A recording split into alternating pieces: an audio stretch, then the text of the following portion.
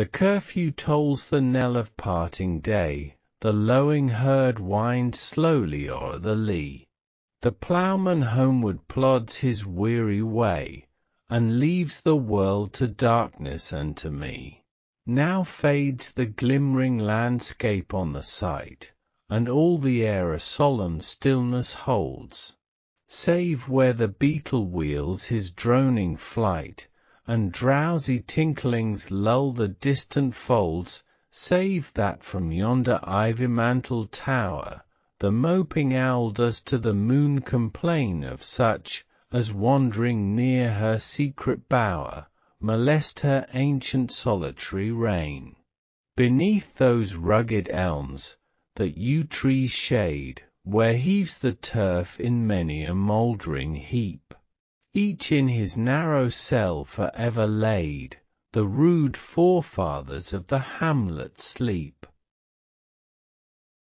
The breezy call of incense-breathing morn, the swallow twittering from the straw-built shed, the cock's shrill clarion, or the echoing horn, no more shall rouse them from their lowly bed. For them no more the blazing hearth shall burn, or busy housewife ply her evening care. No children run to lisp their sire's return, or climb his knees the envied kiss to share.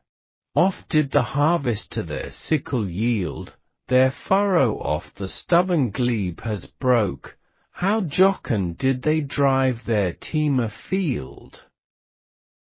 How bowed the woods beneath their sturdy stroke! Let not ambition mock their useful toil, their homely joys, and destiny obscure, nor grandeur hear with a disdainful smile the short and simple annals of the poor. The boast of heraldry, the pomp of power, and all that beauty, all that wealth e'er gave awaits alike the inevitable hour. The paths of glory lead but to the grave.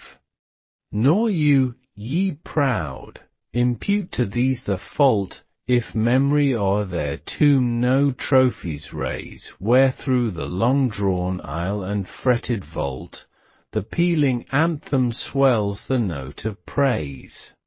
Can storied urn or animated bust back to its mansion call the fleeting breath? Can honor's voice provoke the silent dust, or flattery soothe the dull cold ear of death? Perhaps in this neglected spot is laid some heart once pregnant with celestial fire, hands that the rod of empire might have swayed, or wake to ecstasy the living lyre. But knowledge to their eyes her ample page, rich with the spoils of time, did ne'er unroll. Chill penury repressed their noble rage, and froze the genial current of the soul. Full many a gem of purest ray serene, the dark unfathomed caves of ocean bear.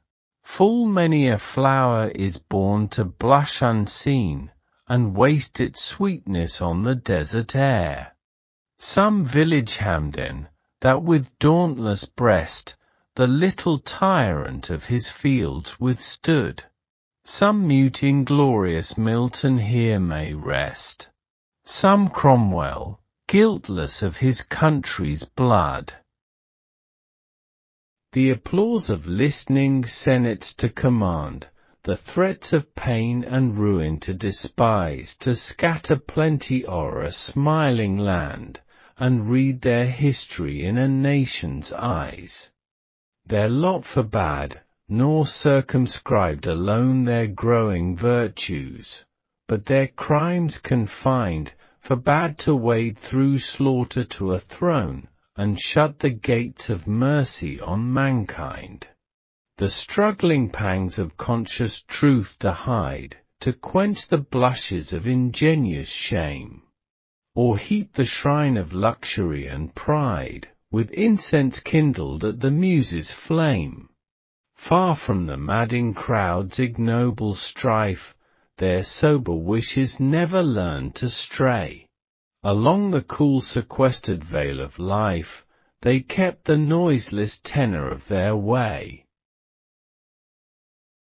Yet even these bones from insult to protect, some frail memorial still erected nigh, with uncouth rhymes and shapeless sculpture decked, implores the passing tribute of a sigh. Their name, their years, spelt by the unlettered muse, the place of fame and elegy supply, and many a holy text around she strews, that teach the rustic moralist to die. For who to dumb forgetfulness a prey, this pleasing anxious being ere resigned, left the warm precincts of the cheerful day, nor cast one longing, lingering look behind. On some fond breast the parting soul relies, some pious drops the closing eye requires, even from the tomb the voice of nature cries, even in our ashes live their wonted fires. For thee, who mindful of the unhonored dead, dost in these lines their artless tale relate, if chance, by lonely contemplation led, some kindred spirit shall inquire thy fate, haply some hoar-headed swain may say, oft have we seen him at the peep of dawn brushing with hasty steps the dews away, to meet the sun upon the upland lawn.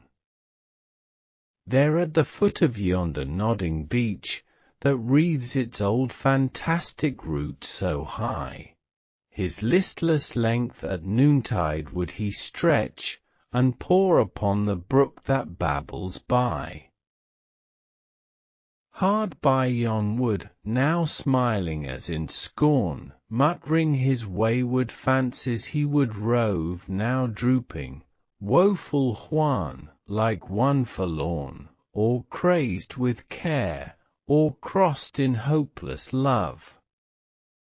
One morn I missed him on the customed hill, along the heath and near his favourite tree, another came, nor yet beside the rill, nor up the lawn, nor at the wood was he, the next with dirges due in sad array, slow through the churchway path we saw him borne. Approach and read, for thou canst read, the lay, graved on the stone beneath yon aged thorn. The Epitaph. Here rests his head upon the lap of earth, a youth to fortune and to fame unknown. Fair science frowned not on his humble birth, and melancholy marked him for her own. Large was his bounty, and his soul sincere, heaven did a recompense as largely send. He gave to misery all he had, a tear he gained from heaven, 'twas all he wished, a friend. No farther seek his merits to disclose, or draw his frailties from their dread abode, there they alike in trembling hope repose, the bosom of his Father. And his God,